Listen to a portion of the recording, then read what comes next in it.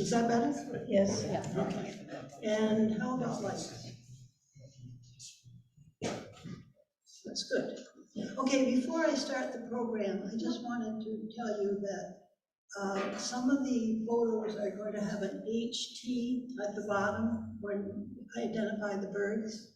And the HT stands for Holger Tietzmann. He was a man that went with us on this birding tour to Bhutan. He's an excellent photographer, and he graciously said that I could use his bird slides, some of his bird slides in this program. So with that, let's get going. But they were requesting for more volume. Let's see, can we extend the arm on this thing a little further, or is it all the way up?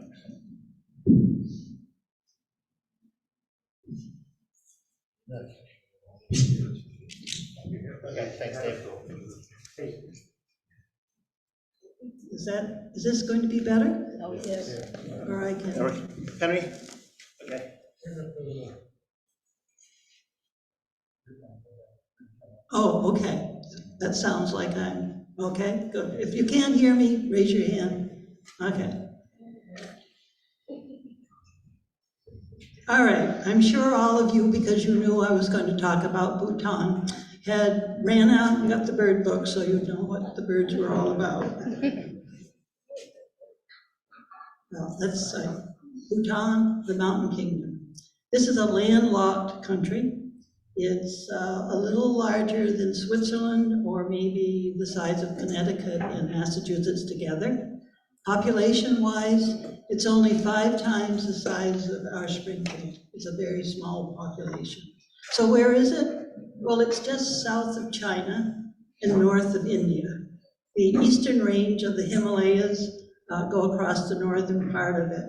And then there are innumerable mountain ranges going north and south. And tonight, I think we'll go over every one of them. So follow me, I've got the white shirt on, and we're going to cross the border from India into Bhutan. And watch out, because there's a lot of traffic coming and going. Your first view of Bhutan is going to be a gray wall and barbed wire. But you'll find that the people here are very generous, they're very kind, and they're very gracious. You see this sign? Well, they really meant this. And every car that went, and truck that came in was sprayed. And we even walked over, when we went to get our passports checked, we had to walk over pads with disinfectant in them so that we wouldn't carry in germs. These are 2 of the local guides that we had. Jigme is on the left, and he certainly filled in all the culture of Bhutan, told us wonderful things. And the man on the right knew where all the birds were, so we had a wonderful time. We were quickly whisked away to the first hotel, and we got there late in the evening, so we didn't bird, but you can see the habitat there was wonderful. The next morning, we had the sounds of the oriental magpie robin. And then the citrus tip came in. Doesn't it look like our chickadee? And a common tailor bird came out of the leaves. And then the bulbul showed up, really well named, this black-crested. And how about this black bulbul with his red bill and red feet?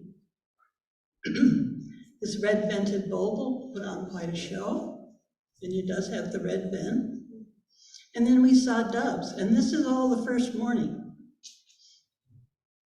A very pretty Asian emerald dove along the wall.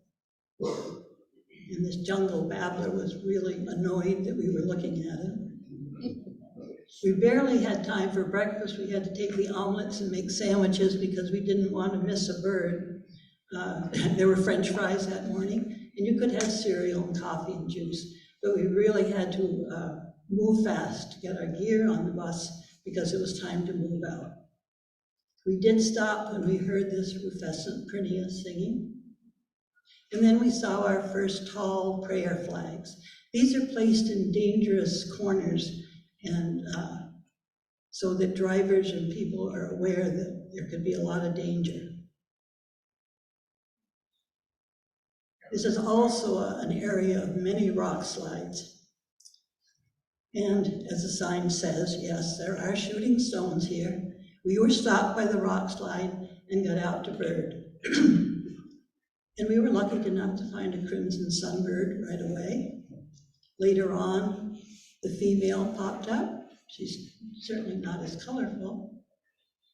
And then sometimes along the road as you're birding, you can get a twofer, like this bronze drongo on the left and the scarlet minivet on the right. And as I said, they're very gracious. They apologize for all the trouble that the rock slide had made. We quickly stopped when this was spotted, this cap langler with its very long tail. And then along the stream, we found brown dipper. In fact, there was a whole family of them playing on the rocks. White-capped redstart was by the stream.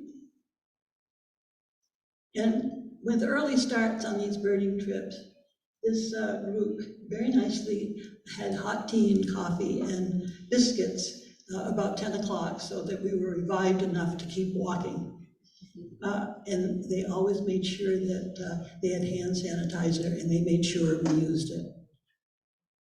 We stopped here where the prayer flags were flying. These prayer flags are in different color, and they represent wood, fire, water, earth, and air, the necessities of life.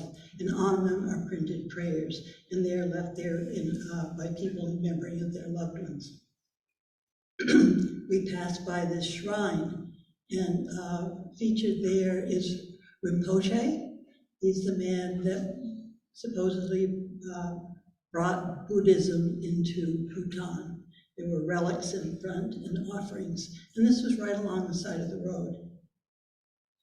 We took a side path and came across this family that were picking ferns, much like we go out and get the fiddleheads in the spring. We stopped when we saw this long-tailed lizard. It's an emma-grazed forest lizard.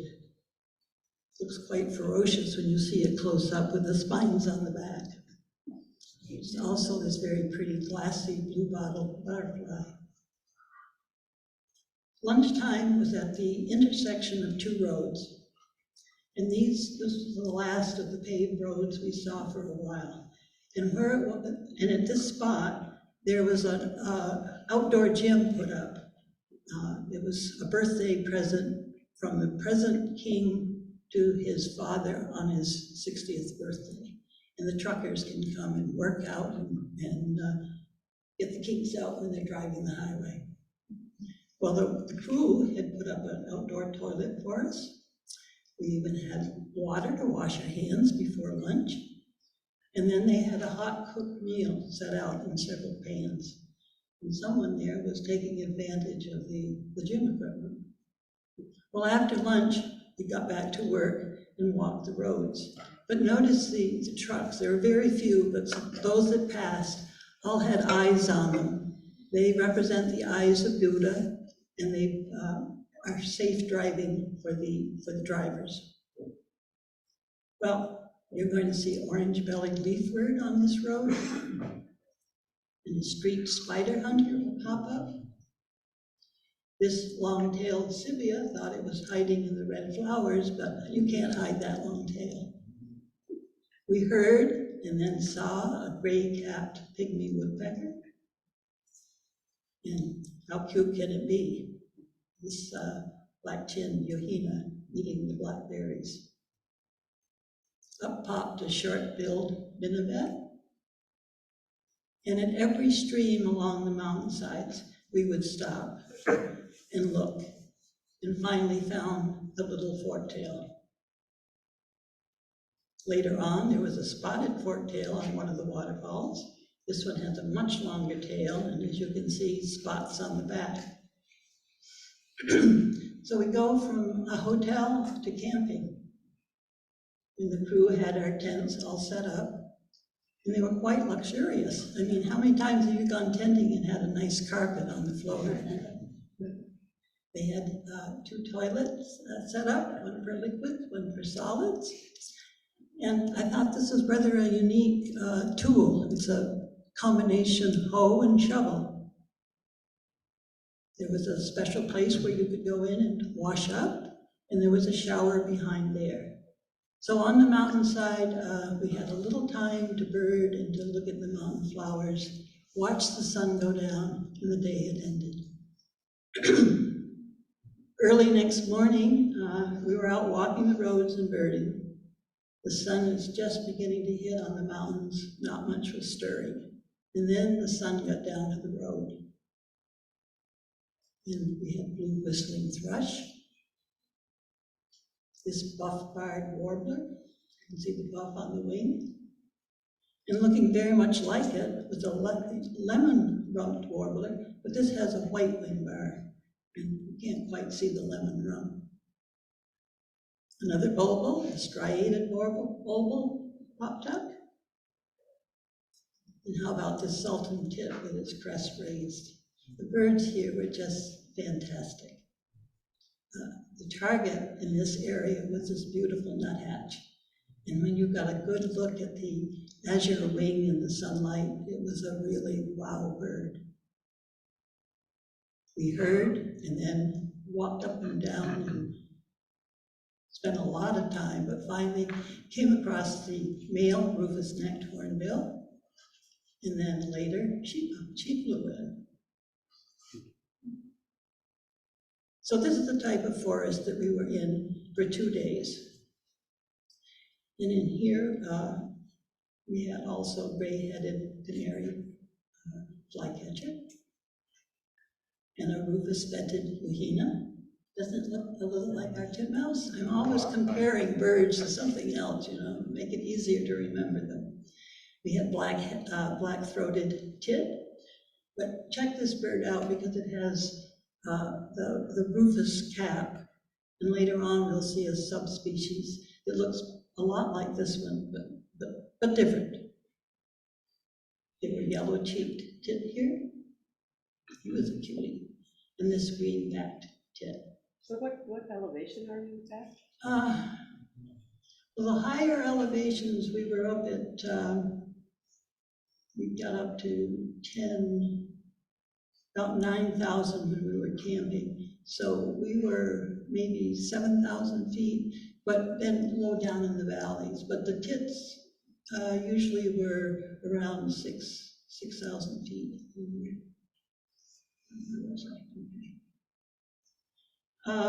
So, I mean, a morning like that and your head is spinning because you've just seen so many birds and trying to process them. So I've got to admit, we were glad to catch up with the bus, because the bus would drive like a mile or so ahead and then we would bird our way to the bus. And sitting on the corner with a prayer flag saying it's a dangerous corner. Well, we were very glad to get back on the bus and just enjoy the scenery at this point. The trees were beginning to flower, and close-ups of the flowers were lovely. And then we saw this Himalayan squirrel enjoying the nectar from the flowers. Everyone has to have a job, and this man's job was to sweep up the roads and get the gravel and the dirt that comes down the mountainside overnight. So I was glad to say that just a few, not far beyond that, there must have been a spring on the mountainside, and this was a place to get water. Was he sweeping with that brush? Yes, yes. Along the road was this crimson-named woodpecker,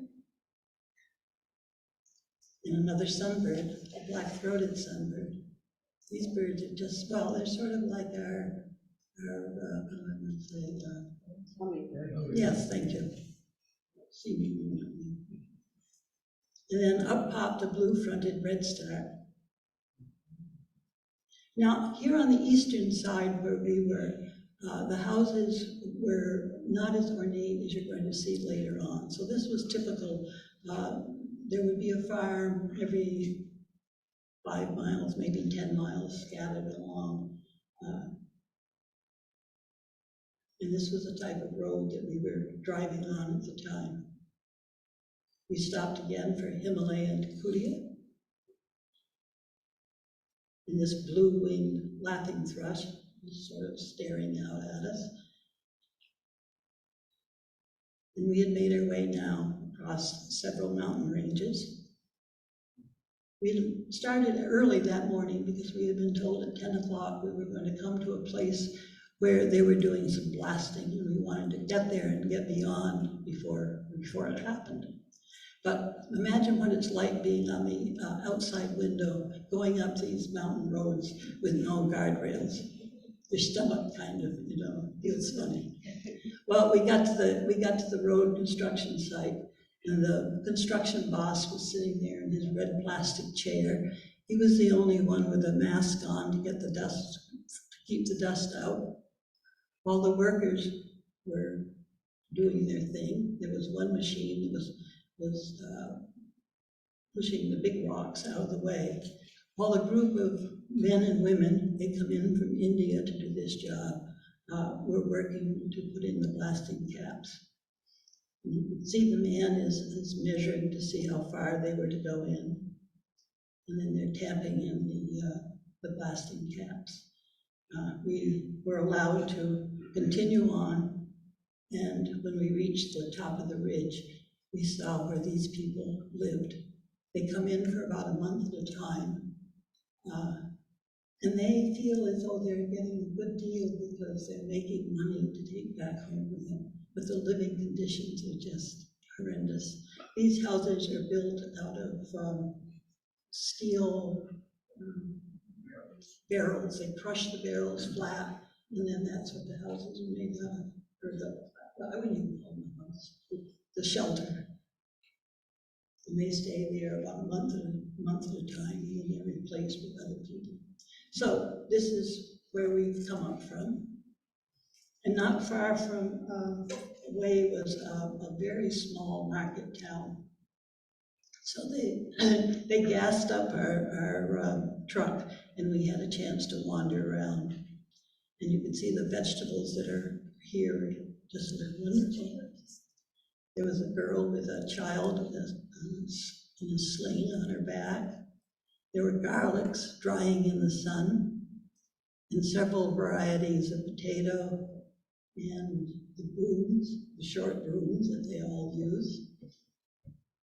So if you look back, we've gone now from one ridge to another. That's the market town in the far right, far left. When you went from one county into the next, there would always be a building such as this, and they were repairing or painting it. So we drove around the outside and parked, and again started walking, finding this green-tailed sunbird. And how about this cutie, a bar-throated minion? Well, we're beginning to see the foothills now of the Himalayas, so that the snow is beginning to show. But even though there's snow on the mountain, it was still warm enough when we had lunch that day to have a hot meal, but to sit there in shirt sleeves. The curries were very, very hot, and we soon learned that they made them extra hot so they would be left over so the crew would have plenty to eat. They knew what they were doing. On the other side of the ridge, it was much sunnier, and you can see the crops were in, some of the crops were in, and here they're growing potato and barley, and I was surprised to hear a variety of orange. The farmers here barter their barley and their potatoes for rice, which is grown further to the west. We passed by a couple of more caplankers on a stone wall, and just wondered what he was thinking about us as we drove by. So we go from camping to this luxurious, huge, big hotel. Look at the entrance. We felt like, the king is arriving or something. And after we checked in, they brought us tea and cakes. And that evening, we had a buffet dinner and served ourselves from golden urns. And this was the typical dinner there. And you can see there's pot stickers and rice. Meat was, always there was meat, but you never knew quite what it was, and there was more bone than meat. But, you know, you had so many other wonderful vegetables, it didn't matter. And I was very surprised we had a choice of wine or beer, and I really liked the dessert. So we made our way from this hotel down to the river and the valley and went along that road that you see there. And looking high up, there was this centuries-old garrison many, many years ago, before Bhutan was united into having a king. There were several men fighting for power, so there was always fights going on. And in the garrison, they could see them coming down the river.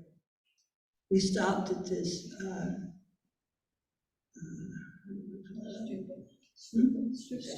stupa. Well, they don't call them stupas, they chorten. In Bhutan, they're called chortens. And we were told if we walked around it 3 times, we would have very good luck. We were thinking, good luck, birdie, yes. And a much more brilliant painting or carving of Rinpoche. Even the trucks went around it 3 times. Well, on those walls, we had wonderful looks at wall creeper and a Himalaya goro. It's a sort of a mountain goat type animal. Black redstarts were along the river. And how about this black-faced warbler? And another bulbul, a Himalayan bulbul. So you see, we've gone more or less north on really bad roads, and now we're going to start going more toward the west. And the first larger town we get to is Mongo. And you can see this is more typical of the Bhutanese architecture. And there's many, it's a larger town, so there's big apartment buildings, quite colorful. And here we could see people really in their traditional dress. The men in their bathrobe type garment, which is called a go, G-O-H. And what they do is tie it and then pull it up. And in the part that puffs over, that's where they keep their wallet or anything they want to keep it, what we would keep in our pockets. The younger couple, the girl there with her plaid skirts that the women wore in the long sleeves. As we left town, there was a poster of the baby prince. But back to birding. Rufous-necked laughing thrush was a wonderful bird. And you can see we're lower down. We're back to the Prineas again. This is the Himalaya. They always seem to be singing up a storm. We stopped for this Himalayan buzzard on a wire. And late in the afternoon, as we came to the next place that we were going to stop, we were seeing a lot of smoke. And the farmers in this area burn off the remains of the previous year's crops, getting ready to plant in the spring. I don't know what it does to the birds around there. So we stayed in this eco lodge for 3 nights, and we were the only people there. So we got a chance then to have the ferns. And they did, they tasted like our fiddleheads. And there were mushrooms that they had gathered in the area. And then we headed out for the next day to bird. I won't try to pronounce the name of the national park, but the sign there, we puzzled over for a while too.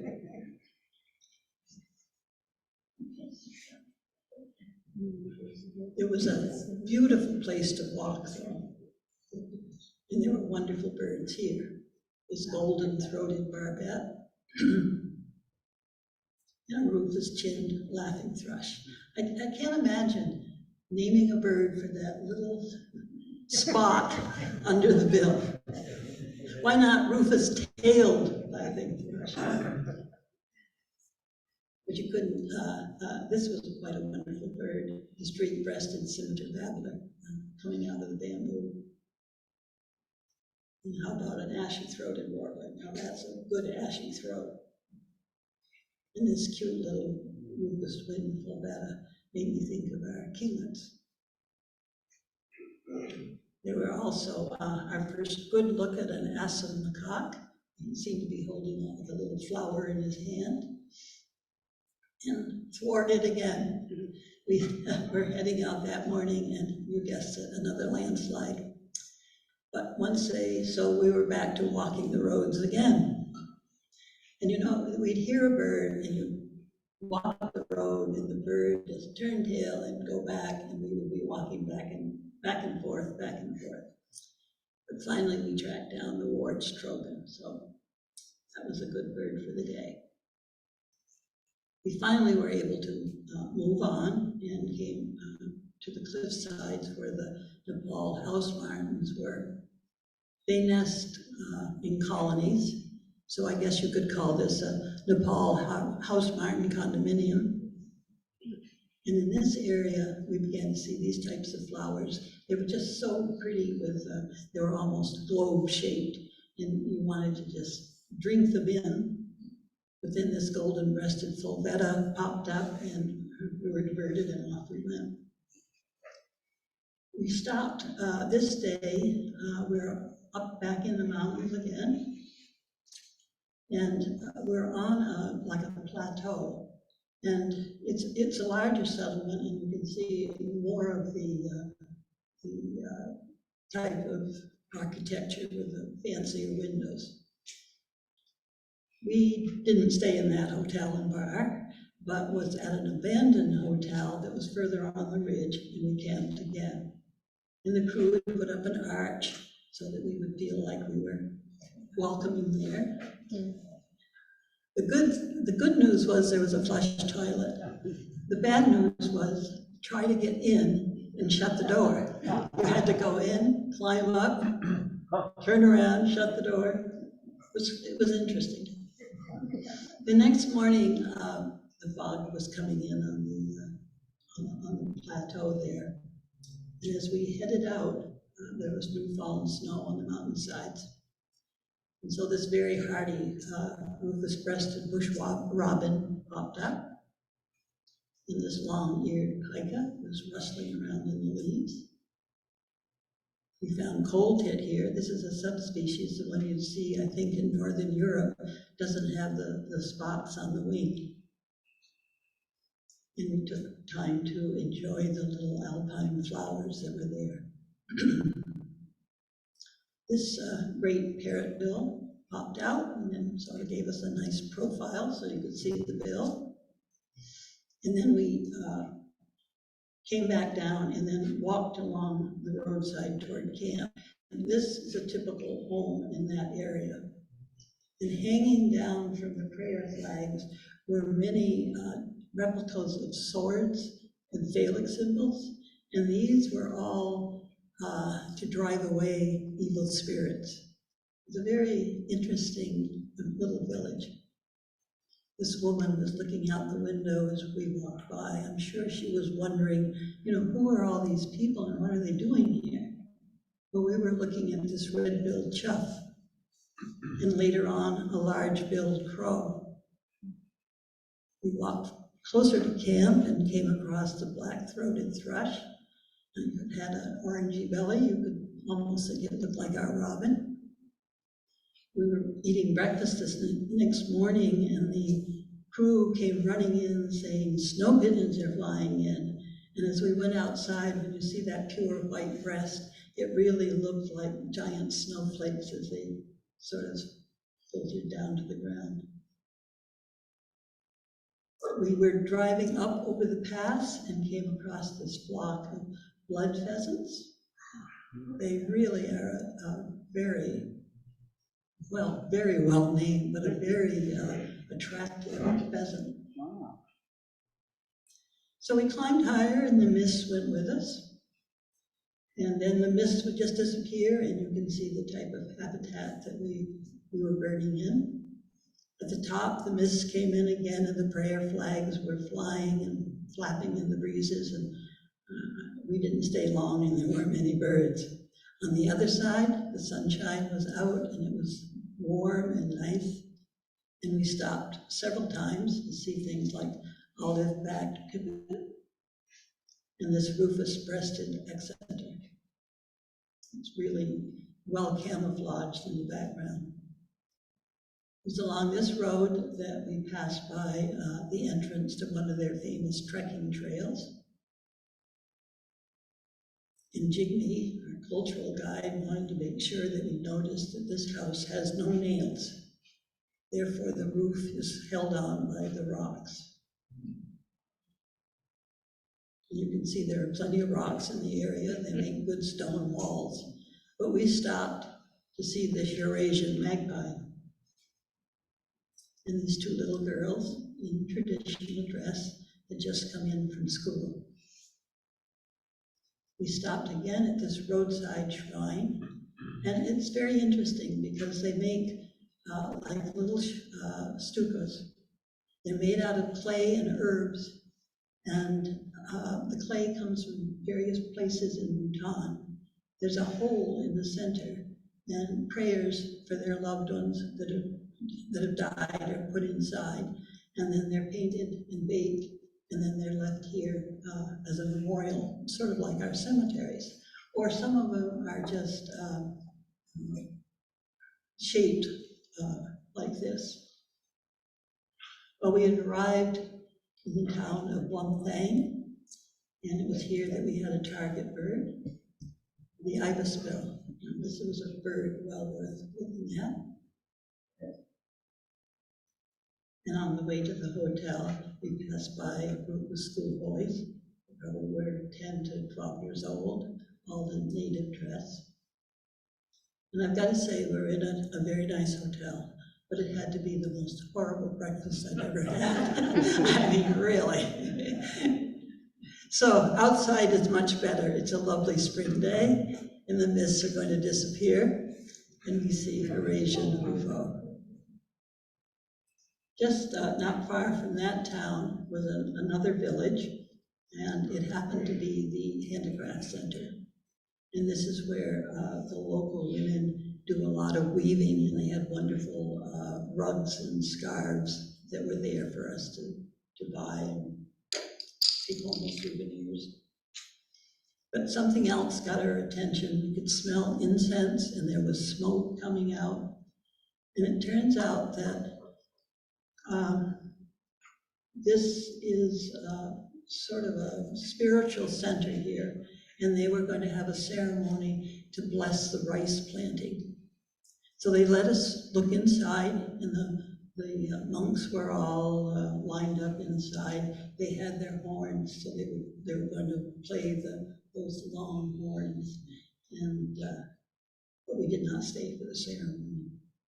Outside, the women were getting big plates of rice ready, and the villagers were just as interested in what was going on with us as we were what was going on with them. We moved on and found gray-crested tit and this white-browed fulvetta, and then the first yacht just ambling down the road.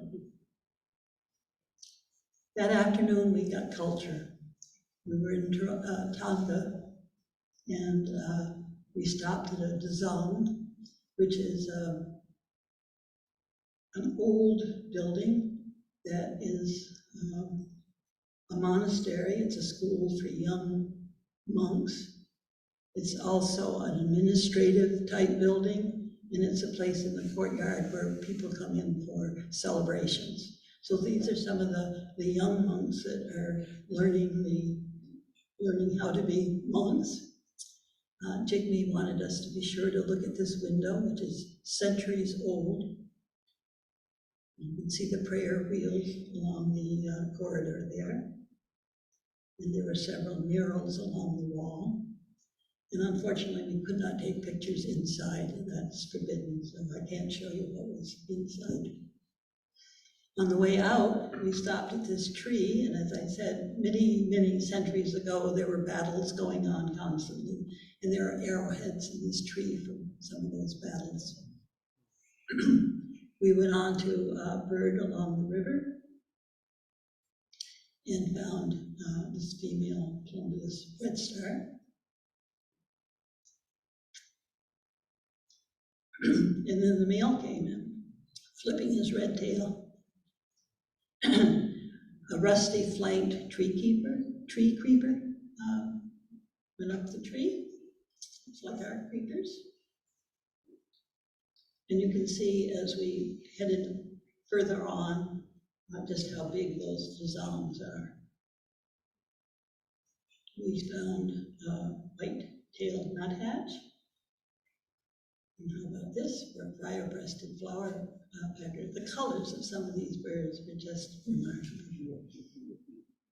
And we spent a lot of time looking to get a really good look at the slender-billed scimitar babbler. And this white-browed shrike babbler made itself known.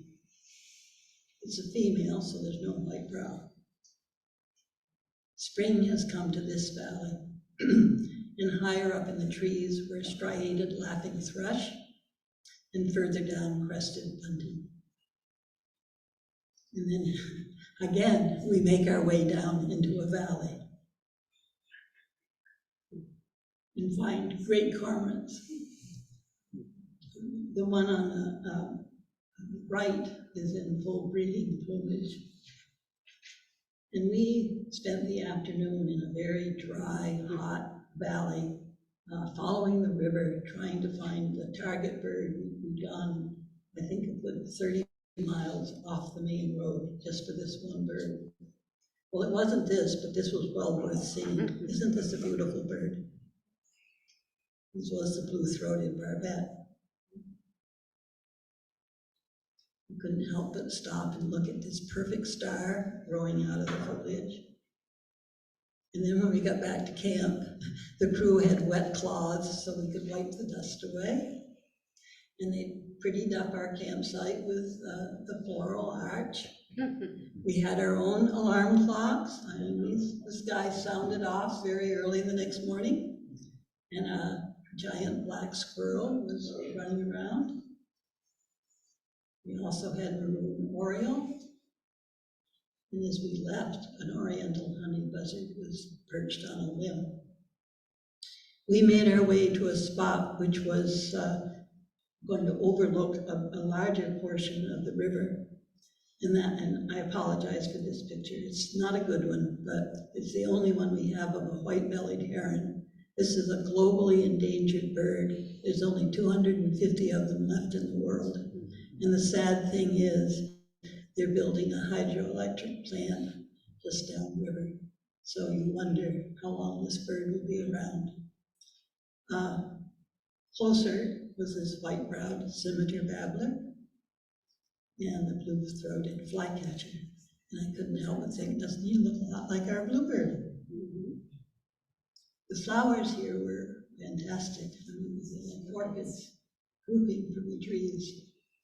And these red stalks that you've seen earlier in the program, they made me think of our poinsettias. And you really had to stop and admire the golden dragonfly. This is a real thing. And another highlight of the trip in and back out was seeing G's golden langurs. Now, this is the female, and can you see the baby that's nursing there? Doesn't it look human-like? And when we were in the bus, and as we stopped, we did not get out, she very protectively turned away to protect the baby. And the male was sitting, so you can see how he gets the name of golden langur. And you wonder, what was he thinking? Look at those eyes. Well, we're there to bird, so here we have Ashibola further on, in a slaty-backed forktail. Doesn't have the spots like the spotted kid. There was also Ashy Drongo. This was our day for dark drab birds. oriental turtle dove. And wow, we came to a sudden stop for this Asian barred owlet. It was a real cutie. What size is that Like almost just a little bigger than a solid, I'd say, but much smaller than a barred. Whoops. So it's raining, it's cold, it's miserable. So we sat there drinking hot tea and saying, I don't feel like birding anymore. And then we got our target bird and everyone felt good again. Beautiful. But this is what happens when you go too fast on those muddy, dangerous, narrow roads. This is an overturned truck, and there was a long line of trucks waiting to go by. So we were more than happy to get down in another valley and find this large hawk cuckoo. And you know we're down in the valley because here's another prinia. I mean, this one doesn't seem to be singing, but it's a black-throated prinia. So breakfast next morning in the hotel, we look out our window, and here's a Eurasian sparrowhawk looking right straight into the dining room. We drove quite almost 3 hours, not passing through any villages or anything, and then in the middle of nowhere was this Jordan. It must have been a place where the people came on pilgrimage, because there are several families around. People were kneeling before, saying prayers, and yet there were no towns. And it was interesting because the big eyes were on all the 4 sides. Jigme had me come over, and he was talking with his ladies, and he wanted me to be sure that I saw the medallions holding up their plaid tops. These are very precious to the women, and they're passed down from generation to generation. Later, it was getting toward noon, we came across this kettle of Himalayan griffins. And as we were walking along, you have one of these big birds coming at you. It's like a big plane coming out of the sky. But they really are rather they're a handsome bird. So we're seeing more of the Himalayas now, and it's cold. And so we were very glad to find that the crew had put up a tent for lunch. And they had built fires. They were cold too. And after we ate and noticed these big clouds coming in, we were more than happy that we were heading down the mountain to wonderful, warm, fertile land like this. The next morning, we headed out for another park, and just got inside the park when this Kali pheasant popped up. They're another really pretty bird. And then we birded along this mountain stream, seeing a crested serpent eagle. He was probably trying to fish. And didn't know, do you stand there and just gaze at the scenery, or do you bird? Well, naturally you bird, but the scenery was pretty darn good. We'd seen several of these bird or flycatchers during the time. And our target that day was a fire-capped tit. This Asian emerald cuckoo, sort of a draggle, I think he'd been out swimming. And as we walked along, there was a seep with very clear water, and you could see the pollywogs swimming around. Butterflies were coming in for the minerals. You couldn't but notice this one. Lunch that day was in town, and the men were out doing some of the national games. They were playing darts, and they use a long target. And others, this is the national sport, archery, and they too have a long target instead of the round one that we are more familiar with. Our lunch had been provided under red canopies, so we had a very pink lunch that day. And I couldn't help but think, I guess we aren't the only people who are looking at their cell phones, even in Bhutan. That afternoon, we visited the Banaka Dazang, which is the second oldest one in Bhutan. So we crossed over the wooden bridge, and the first thing you see is these big giant bees nests hanging down. They look like giant tongues. And Jigme was explaining about the murals, and there were several there, and how much the religion is in tune with nature. Ramapoche again. The courtyard was very beautiful. Like we had to take off our shoes before we could go inside. And then there's a struggle to see if you could find the right pair when you get back outside. Very colorful paintings, lots of gold. But you still can bird even when you're having culture. This was a Eurasian kestrel. It was on the side of one of the buildings.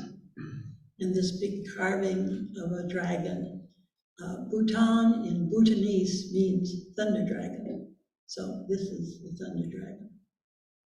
And when we left the Dazam, there were 3 staircases.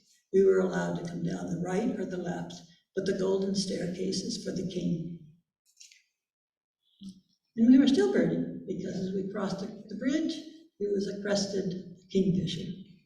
And we were very glad we didn't have to go across the suspension bridge that the people in the area used. So we left Panaka and headed up, and we were seeing the real Himalayas now. They were majestic. And at the Ducha Pass, which is up it was well above 10,000 feet, there were 105 stupas here, put there to memorialize the soldiers that had lost their lives. Here we found russet sparrow. These russet sparrows are only found at high elevation. And I could really empathize with the dogs. That's about the way I felt at that elevation, trying to walk around, just like, oof.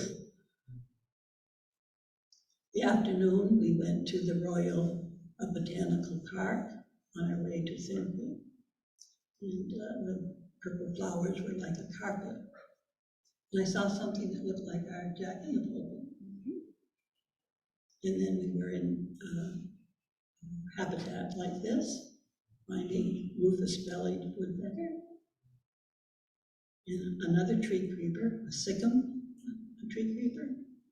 They like the mossy trees. Lunch at the gardens was with prayer flags and this sandbar that wasn't too interested in us and turned and walked into the bamboo and disappeared. In Thimphu, as we left there, the sun was just coming up, making the golden Buddha even more golden in color. And we went to the Royal Park, and this is the national mammal of Bhutan. I had never heard of a takin before.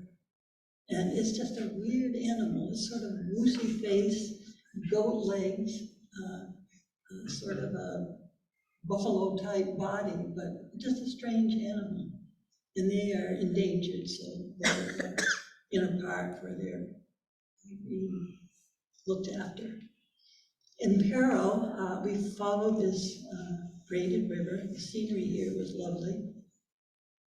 And we were going to the tiger's nest. After an early start to see the takin, we stopped here for tea before hiking on up to the tiger's nest.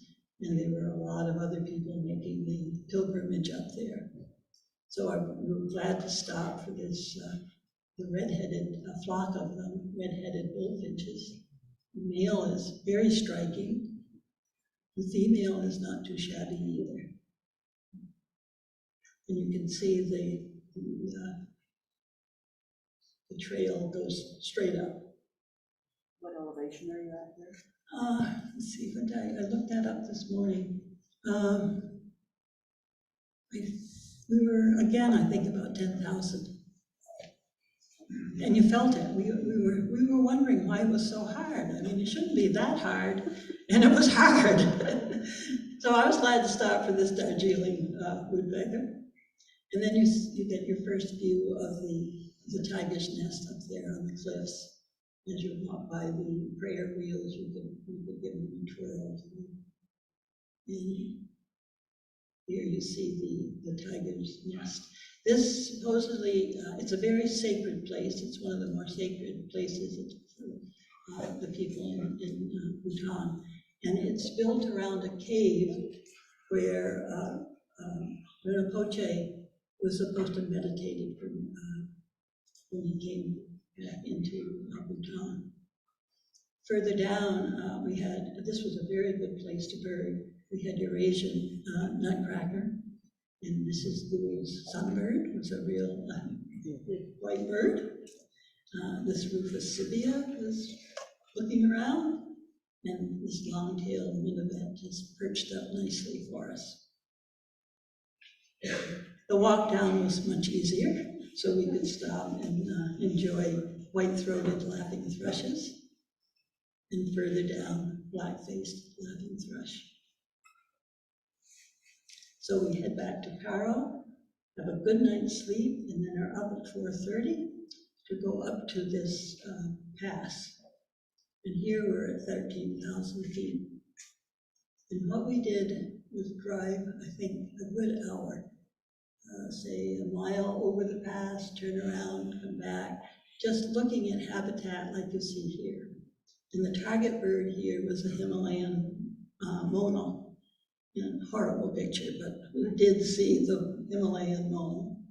And this is what we would have seen if it had been right there beside the road. This was taken by one of the guides a couple of years before. Very colorful bird.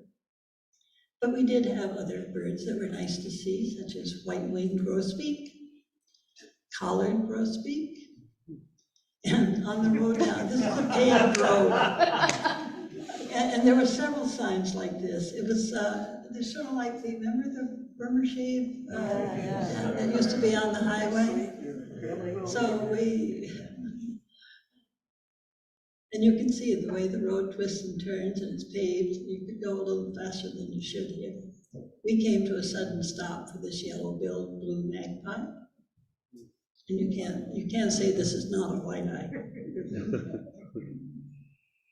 And here's another black-browed tit, and notice this only has white just in the front, Rufus in the front, where the other black-browed tit had the whole head was Rufus.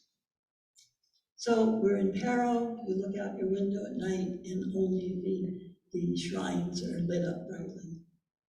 And you know that it's time, you've got to go home. So the king and queen and prince are there to say goodbye.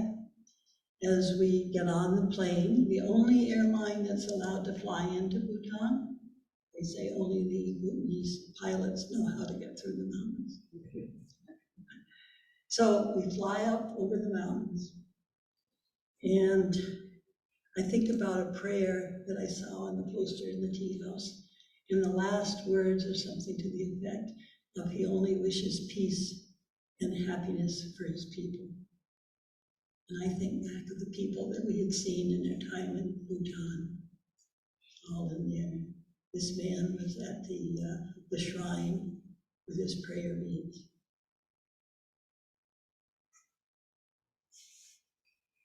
This is a woman in the eastern part, the poorer part of the area.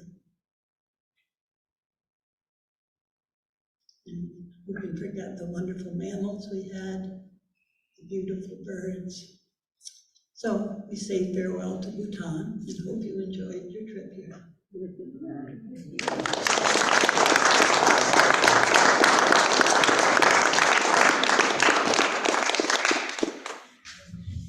I know that was long, but how can you, there's just so much that was there.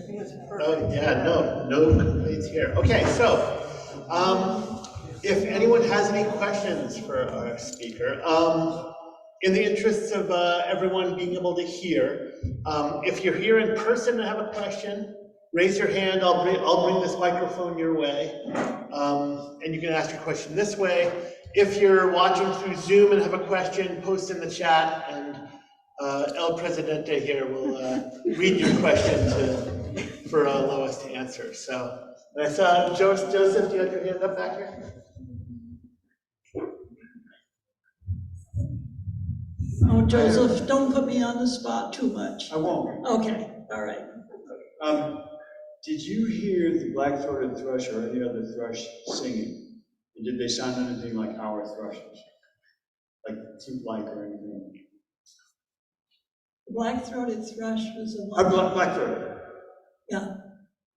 No, I don't remember it singing. The prettiest are the ones that I remember singing. They were always singing, so you know exactly where to look. My second question is, where does this trip rank among the trips you've taken? I was just saying that to Al the other day, that probably right up there. Okay. It's right up there with Papua New Guinea, because it's just so different, the culture. But then Antarctica, I mean, there you're just Some of those were life birds for you, right? Excuse me? Some of those were life birds for you. Oh, yeah. One or two.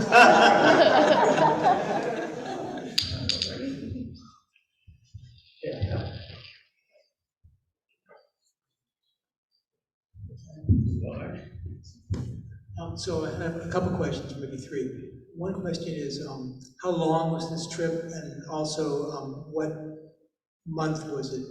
It was right now. It was, I think, was the end of mid part of March into April. We got home about April, and it was 3 weeks. Okay. Because we had a pre-trip in India just before. That's why we crossed from India, walked across, and went in that way. Most of the birding trips, I think, start on the west and then go across and down. Also, this HT guy is a pretty good photographer. I mean, the quality of the bird photos was pretty impressive. You could tell the difference between our little point and shoot. They weren't bad either, but I was just wondering, since they were so close up and perfect, when you were observing birds with your binoculars, were you getting that kind of quality look at all He these birds? stayed right beside us. He was the most courteous man I've ever birded with a camera. He never jumped in front of anybody. If anything, he hung back. And then, you know, as we were walking on, he would be behind, and probably the bird would come out and do the perfect thing that we had just caught the tail, and so, oh, thank goodness we got the tail anyway. He got, I mean, and he sent this out of the blue to me. It was, he just said, I think you'll enjoy these pictures. Then I have a comment, which is that about 25 years ago, I was with a bird research group in Cuba, met a birder there, and he'd been in 150 countries. And I said, well, you've been in 150 countries. Which one was your favorite one for birds? He said, Bhutan. He said, if you can only go to one country, go to Bhutan. That really made an impression on me. So I actually signed up for a bird trip to Bhutan, but it was during COVID, it got canceled.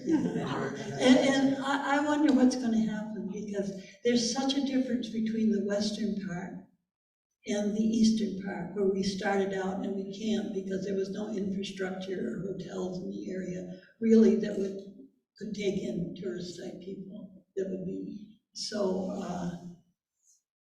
You know, they're building the roads, they're paving the roads, and the access is going to be there. The dams are being built. I will say this: I just read this the other day, that Bhutan is 95% carbon neutral, and that is because it is 75% forested. But they are also losing the forest.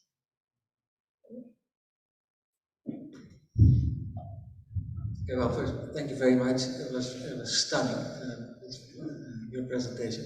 It was a pleasure to hear it. Well, thank you. To see it. I know nothing about Bhutan, so I was kind of amused that conveniently all those road signs were also in large capitals in English. I know. Well, English is the universal language. Even there, some of the people we were speaking with spoke English very well, and certainly the professional people did. And the guides. What languages besides English that were up there? Bhutanese. One interesting thing I found was They allow or accept anyone into their country who will become a citizen. But you also have to dress the way they do. You have to become Supreme. That's sort of an interesting thing. And the king is more in, his philosophy is, I want my people to be happy more than to have a high economic. So. Thanks, Lois. I enjoyed that. I was curious about things like the dress, and interesting to hear that they're required to dress that way. But I was curious also about the cultural attaché, your guides, the organization. Who was this sponsored by? How many people came? Well, I don't know. I don't know if it was because of the tour group that we were with, or I know we had to pay $200 extra or some. There was a special fee called a cultural fee. Per day, okay. And they had to be alone. But yeah, we ran into a man that we called, it's a city in Texas. He was all alone with one Bhutanese driver, and he was birding. And we kept seeing him along the way. And I don't know, he had a private tour. I don't know how he got in there without the cultural part of it. But anyway, this birding tour, this was part of it. And we enjoyed going into the designs and learning about the culture. Who organized this? This was rock jumping out of South Africa. Which one, the Independence in the United Kingdom in 1947? Harley? I went birding in 2018, at the same time of year, to Bhutan, and I think we had the same guide. Really? And so here's my question about that. Did he use playback with the world's scratchiest tapes? No, there were no playbacks. We had no tapes. Well, maybe that's the change over the years. Well, I Because think if it was- anybody certainly did that when we were there. Did you go west to east, or did you go east to west? We flew in west and then drove east to about where you started camping. We camped one night and then we came back and flew out.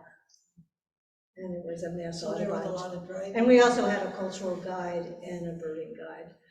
I thought that was required. Yeah, I think it was, but we thoroughly enjoyed it. Oh, it was totally worth it. I loved it. Cultural It guide. was amazing that when he would wear birding clothes when we were on the road, but when we came to any town or the Nizams, he was in the traditional and really impressed on us. You are in a religious monastery. Please behave. And we when asked us last, to put on our cleanest clothes, and the women could not, no shorts. Wow, after birding, that's. No, but it was. Yeah, yeah. it was their modesty. Modesty. Or this is a Buddhist country. And did you get to Tiger's Nest? Did you get to the monastery? I've got to say, and both of us, we got up to, we could see it well. We just could not make it to that. And I couldn't understand why we thought we were in pretty decent shape. And I didn't realize we were that high up. It's a place I've seen for many, many years in pictures and dreamed of going up there. And I thought, oh, good, this is my chance. I got there. No way. The last part is really hard. That last, It goes down and then it goes up. Did you go into the Tiger's Nest? I did, but only half our group made it. Yeah. Maybe a third, actually. I would say, well, Al and I were the oldest ones in the group, and two of the leaders did not go. The cultural ones did, but, and I will say, when the trip started, our tour, the rock jumper tour guide, he came in with a virus, which he shared with all of us. And so we ended up with chest problems, but that you would expect on trips. But it was a wonderful trip, it really was. And if anyone has a chance to do it, please don't turn your back on it. Thank you for a great presentation. What were the temperatures like? You said very cold at times, so I'm wondering. High elevation. At the high elevation, but you had the clothing for it, and you're walking, so it was only if you had to stand still for very long, or if it was raining. And then the crew, if we were, when we were in the areas where we were having to eat outside, they just, they put up a tent if it was very windy, or the fires were there, and it was hot food, and they were very good about the having hot tea, and it was remarkable, because the first day that we had tea on the road, a break, and we had our choice of coffee, the crew member that did it would remember which of us had milk in our coffee, how many sugars we took. It was just, they just were just very, very nice kids. They were kids, most of them, but they were wonderful. It was just a wonderful experience. I was happier in the tents than I was in the hotels. The hotels were cold. You're in a building without a lot of heat, and you're eating meals with your coats on, and that's not fun. You are if you're in a tent, you're warmer. Derek, do we have anything through the Zoom? Any questions there? Just one comment that Jonathan Dean says, one of the most interesting talks I've ever heard. Thank you. I agree.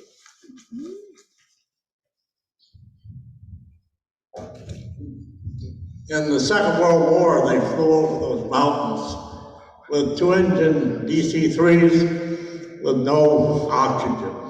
I don't know how they did it. I don't know why they didn't all black out and land in the valley. I know. I know. One time they took some cows. I think this was in the Swiss Alps. They were playing like that. And they were afraid those cows were going to pass out and die off. Well, I guess the cows got pretty weak. Well, you can see, even the dogs up there had a hard time. I really felt better when we saw all those dogs just kind of laying there. Oh, it looks like you had a wonderful time.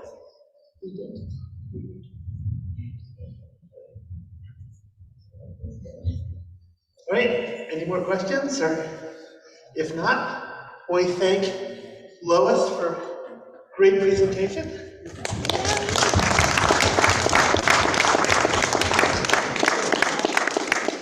I also want to thank people who brought snacks tonight, especially Michelle, who brought, I think, most of them, but Scott, those were great cookies you put out there. So, Thank you. All right, I guess that's good night for now, and I'll see you all again next month when Ethan Klotfelder will be talking to us. So, thanks for coming and listening, everybody. Thank you, John.